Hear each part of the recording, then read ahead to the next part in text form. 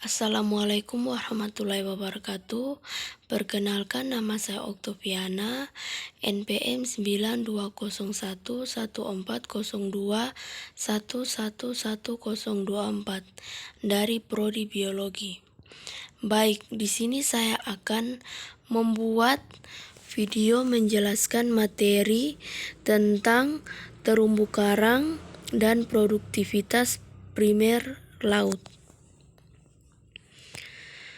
Apa pengertian dari terumbu karang? Terumbu karang adalah ekosistem bawah laut yang terdiri dari kumpulan binatang karang yang membentuk struktur kalsium karbonat atau batu kapur. Ekosistem terumbu karang merupakan habitat bagi berbagai satwa laut dan menjadi penjaga keanekaragaman hayati di lautan. Terumbu adalah struktur kalsium karbonat CaCO3 yang dihasilkan oleh karang. Sedangkan karang ialah sekumpulan binatang.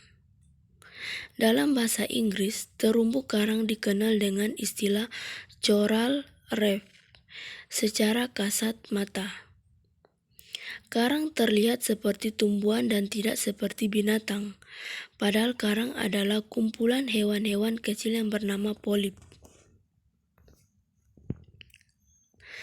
Habitat dan sebaran. Ekosistem terumbu karang umumnya terbentuk di kawasan pinggir pantai atau perairan yang masih tembus oleh sinar matahari, yaitu sekitar 50 meter di bawah permukaan laut.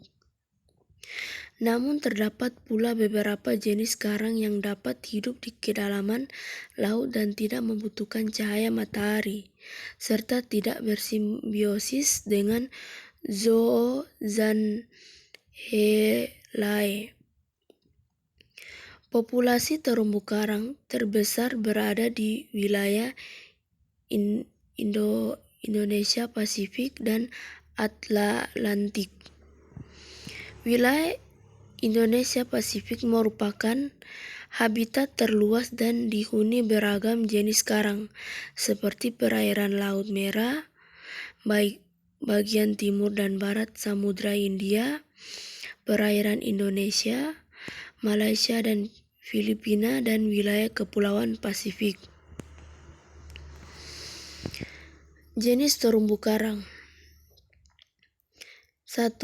Mycedium elephantotus adalah jenis terumbu karang yang hidup di perairan dangkal dengan kedalaman sekitar 3 meter. 2.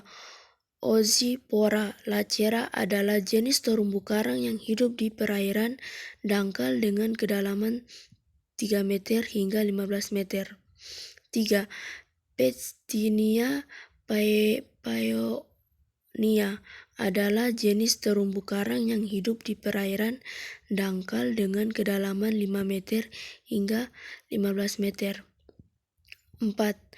Pectinia lactuca adalah jenis terumbu karang yang berbentuk seperti bunga dan hidup di perairan dengan kedalaman 3 meter hingga 15 meter. 5.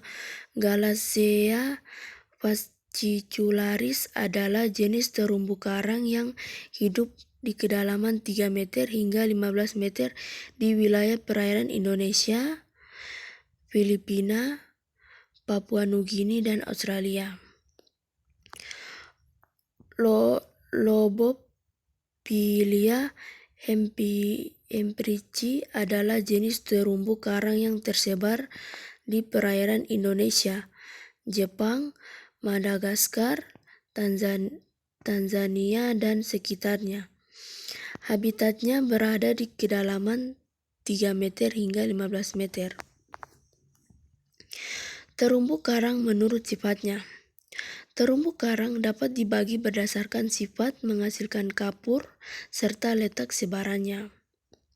Sebab dari sekian banyak jenis karang, beberapa di antaranya ada yang menghasilkan terumbu dan ada yang tidak, yaitu ada karang hermatipik.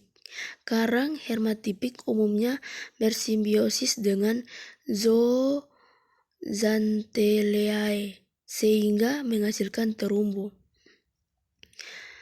Karang ahermatipik yaitu karang yang memiliki jenis karang yang tidak menghasilkan terumbu atau tidak melakukan simbiosis dengan Zooxanthellae. Fungsi dan manfaatnya. Ekosistem terumbu karang menyediakan persediaan makanan dan obat-obatan bagi manusia masa kini dan masa mendatang. Selain itu, kumpulan karang juga menyajikan panorama keindahan yang menjadi magnet wisatawan sehingga menambah sumber devisa negara melalui sektor pariwisata. Wisata bahari Indonesia merupakan salah satu aset utama pendapatan negara. Di sini ada beberapa penyebab kerusakan secara spesifik disebabkan oleh faktor-faktor, yaitu buruknya kesadaran mengenai pentingnya sumber daya ekosistem bawah laut dari sisi ekonomi, sosial, dan budaya.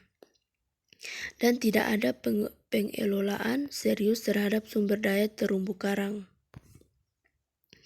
Lanjut, dan ada penegakan hukum yang lemah terhadap pelanggaran tentang pemanfaatan dan pelestarian ekosistem laut. Alih fungsi kawasan pesisir menjadi hunian dan kawasan industri yang memberikan dampak terhadap lingkungan pesisir. Dan ada kemiskinan masyarakat di wilayah pesisir sehingga memaksa mereka untuk mengeksploitasi sumber daya laut secara terus-menerus. Dan kebijakan politik dari pemerintah yang kurang memperhatikan masalah terumbu karang.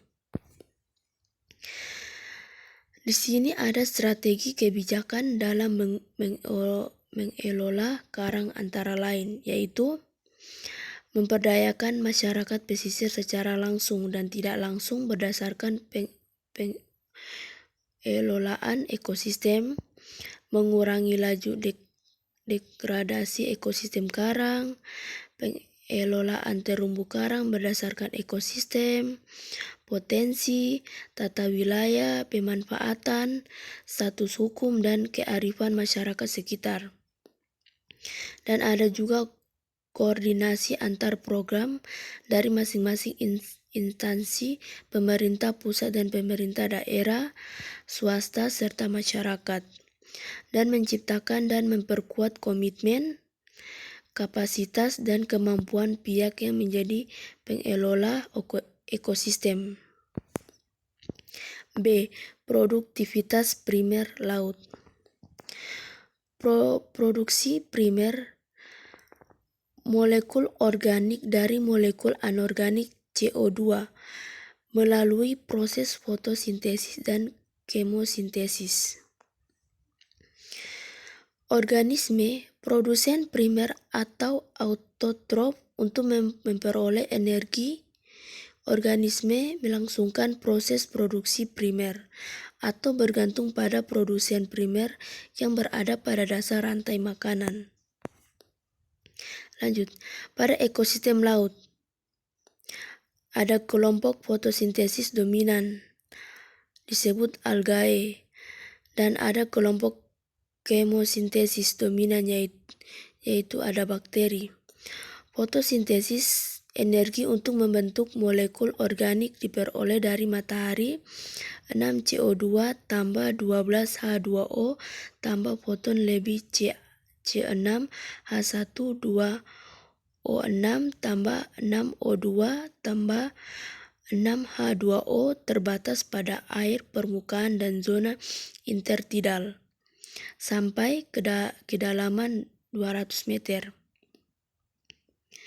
Kemosintesis memanfaatkan oksidasi molekul anorganik seperti gas hidrogen, hidrogen sulfida atau metana sebagai sumber energi.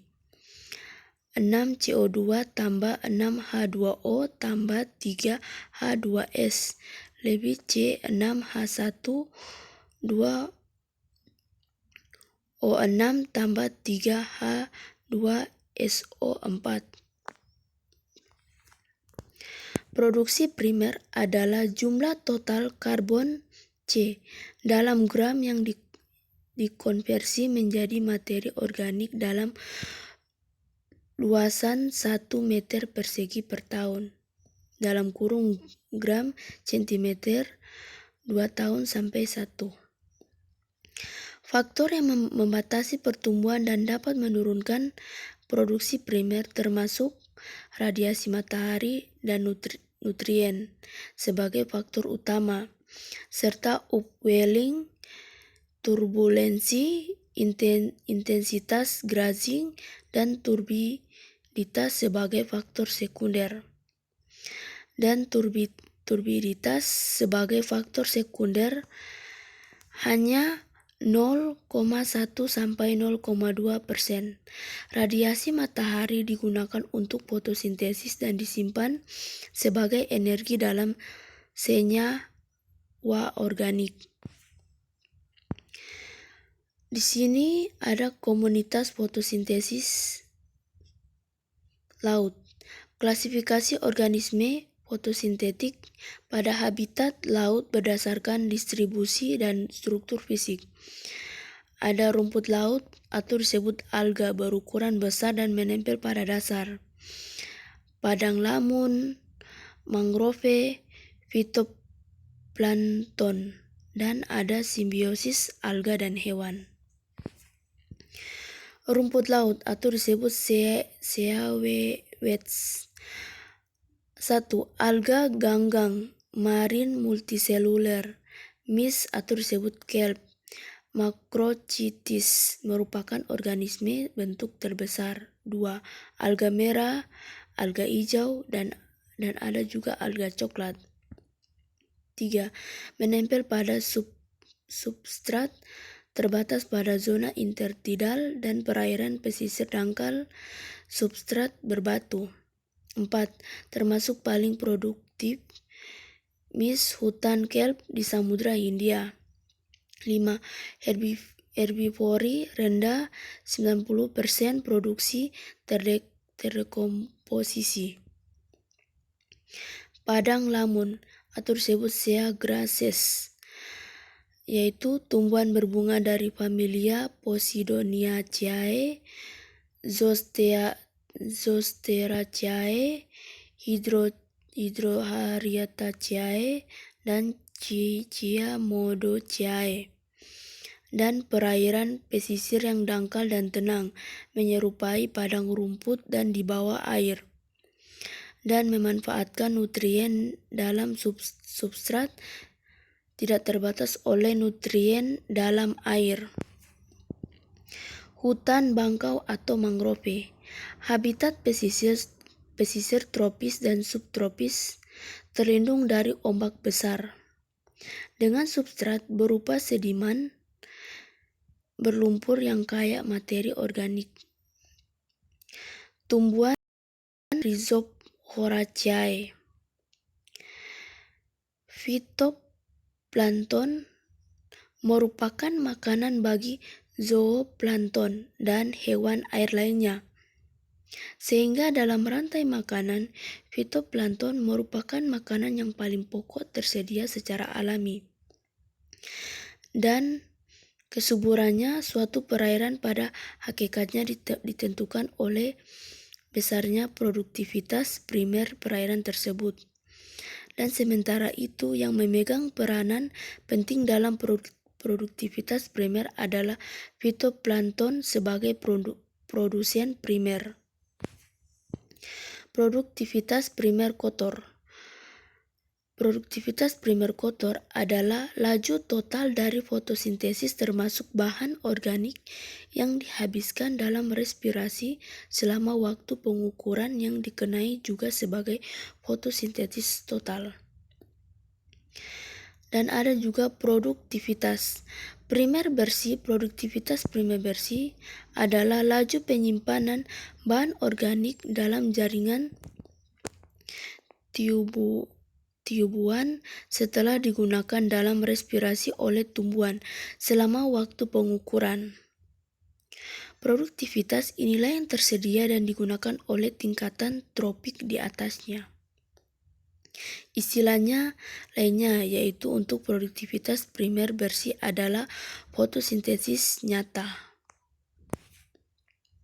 Sekian dan terima kasih. Wassalamualaikum warahmatullahi wabarakatuh.